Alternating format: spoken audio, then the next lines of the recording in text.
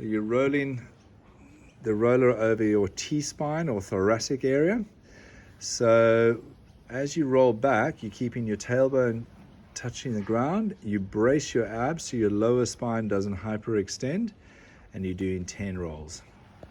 Then you got the roller in the shoulder area, and you got your bum up in the air to press the weight down into the shoulder, and you're going to do 10 rolls in either shoulder. We got the foam roll in the lat. We're rolling up and down the lat. We're extending the arm up overhead and pulling it behind you as you do a roll, right? If it's too gnarly like it is for you, James, you're just going to mobilize the arm back and forth. So don't roll up and just move your arm. There you go. That should be sufficient. All right, so you do 10 on either side.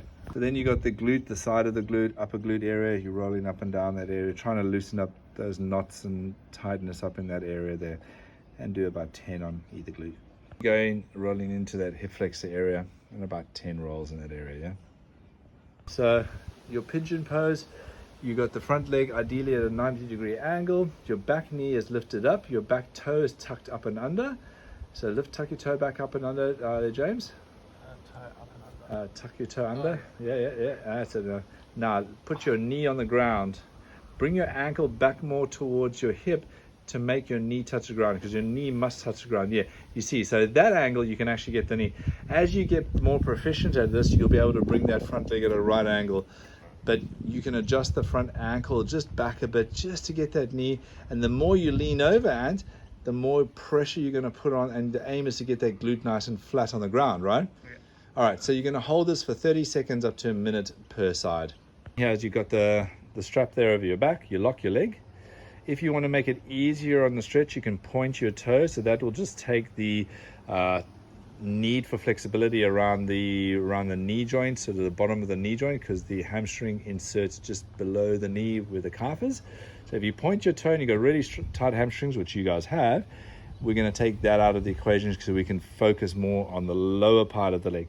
So squeeze your thigh. 1, 2, 3. Relax your thigh and pull yourself a little bit deeper back. So keep that new range of motion. Squeeze your thigh and then relax back a little bit. 1, 2, 3.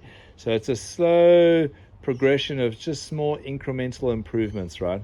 Don't expect massive big jumps. You're just doing small increments, yeah? And so generally you want to do about 10 repetitions like that. On the 10th repetition, find that new range of motion that you've got and hang out there for 30 seconds. And obviously you do both legs.